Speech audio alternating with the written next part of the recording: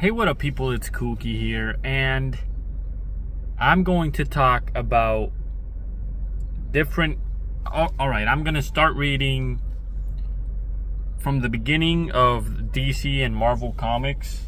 I'm going to do one comic per day, like in video form. I might read more than one comic a day, but the videos are going to be of one comic for each franchise. And we're going to start off, I've looked at the most relevant continuities online, and I have the lists of the comics I have to read, and there's a lot of comics, honestly. And we're going to start off talking about Action Comics #1, the debut of Superman. And I'm going to give you guys at the end of every video my power rankings of the top 10 characters of the universe, or if there isn't any top 10 characters in a comic I read, or anything didn't change in the power rankings, then I'll tell you guys what changes happened when the characters of that comic appeared or whatever.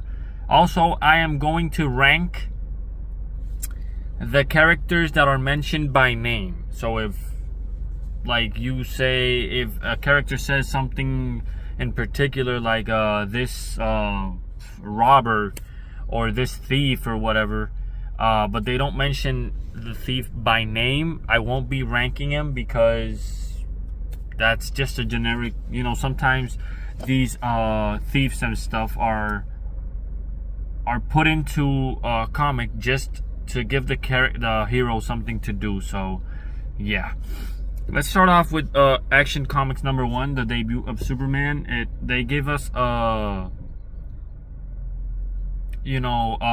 brief intro and an origin story to Superman, that basically his planet was destroyed, or something was going to be destroyed, and his parents put him in a pod and send him to Earth. Krypton is not mentioned in this comic per se, and the Superman's parents' names aren't dropped either. So he lands, and a motorcyclist sees him, and he puts him in an orphanage. And yeah, his parents that adopted him on Earth aren't really mentioned either. It just says something like as he was getting older and stuff, they observed he was getting stronger and stuff, and he could lift up a couch and stuff. And then they start saying it's a very brief origin story, basically. And they're basically talking about him being able to jump 1/8 of a mile or something like that, horizontally, and he could jump very high. He basically he was immune to bullets and stuff, and he had a lot of strength. He could run faster than a train, something like that. And yeah, very interesting. It was made in 1939, but it was really entertaining. It was a short, concise comic book. Then we jump to him saving a woman that was sentenced for some kind of illegal thing, something that she was framed for, and she had 15 minutes. Oh, sorry. She had 15 minutes before basically the death penalty, the electric chair, and he went to the governor's house, and there was a butler or something like that, and he just basically crashed in the house, and the butler was like, "Oh, you can't be here," and whatever, and he basically told him, "I needed to speak with the governor," and he was like, "You can't speak with the governor," and stuff like that. And he grabs the butler, puts him over his head with one arm, and brings him to the governor's room, and he tears down like the governor's door, and the door was made of like it was some sort of metal, like titanium or something like that, and he tears it off, and the governor is inside, and he was like, I have the evidence, or like, that would make this woman not guilty, and I need you to give a call so the death penalty is like canceled because she didn't do it and whatever. And she was proven to be not guilty, and she was saved basically by Superman. So that was dope. After that, he goes like in the Clark Kent persona, and he basically sees that the news that he was, he had done with, like, in Superman persona was published, but no one mentioned Superman. But the big boss in his job was like, I've heard something about a Superman. Can you investigate on him? And he says something like, there's no one that can, if there's anyone that could have information on Superman and can get that information, it's me. And something like that, of course, because he's Superman. And then he asked out Lois Lane. So Lois Lane goes out with Superman to a dance or something, and they're dancing and stuff, and this dude just comes in out of nowhere and is like, I'm gonna dance with Lois Lane, and I don't care what that dude has to say, like Clark Kent, because I'm basically the big guy here. So he goes in, he's like, forces his way into like dance and stuff, and Superman's like, I'm gonna act weak. I'm not gonna act like I'm Superman, because I gotta keep my identity safe.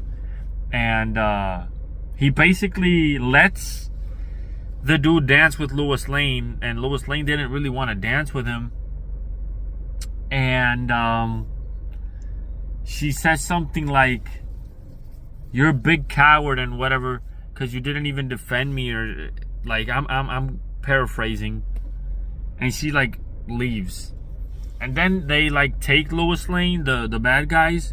The dude that danced with Lois Lane, his name is dropped. His name is Butch Mason. And yeah, they take Lois Lane and whatever. And Clark Kent like figures that out, and he gets into Superman, and they're in a car and something, and he's like stands in the middle of the road. And they're like, what is this guy doing like in the middle of the road? He's gonna die. Be careful. He's gonna like, you're gonna kill him. And basically when they're gonna like run him over, he like jumps over the car and stuff, and he lands on the car.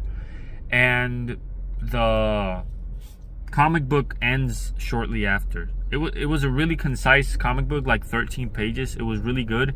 I have never read it. Like, I've read comics before, but they're scattered. They're not like in continuity, and I've always been intrigued and fascinated by following the continuity and knowing why this happens, why this character is like this, and this is the best way to do it, I believe. So I don't have any problem with reading comic books. So I love it, because I also have a universe, and I'm trying to, make my own things. And you could only be like inspired by all these by reading so much and stuff.